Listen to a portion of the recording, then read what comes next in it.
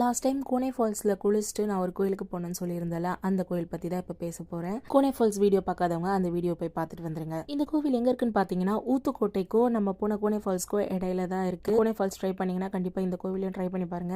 இந்த கோவில் வந்து ராமாயண கதையோட தொடர்புடைய கோவில். இந்த கோவில் எல்லாம் சிவன் கோவிலோடவும் கொஞ்சம் டிஃப்ரெண்ட்டாக இருக்கும். ஏன்னா நம்மளுக்கு லிங்கத்துக்கு முன்னாடி நந்தி தான் இருப்பாங்க, ஆனால் இங்கே வந்து அனுமன் இருப்பார். இந்த கோவிலோட ஸ்பெஷலே நந்தி தீர்த்தம் தான். நந்தி வாயிலிருந்து 365 நாளும் நிற்காம தண்ணி கொட்டிகிட்டே இருக்குது. அது எங்கேருந்து வருதுன்னு யாராலையும் கண்டுபிடிக்க முடியல.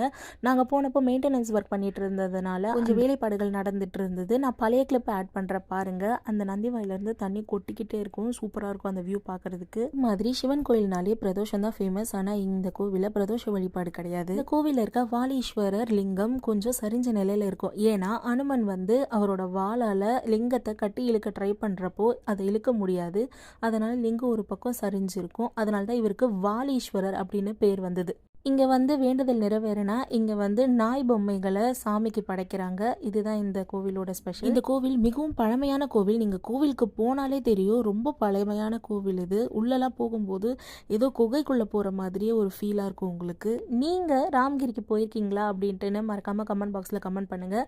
வரும்போதே ஏதாச்சும் பிஸ்கெட் வாங்கிட்டு வாங்க. இங்கே நிறைய காலபைரவர்கள் உங்களுக்காக காத்துட்ருக்காங்க. வேறு ஒரு வீடியோவில் உங்களை பார்க்குறேன். டாடா, பாய் பாய்.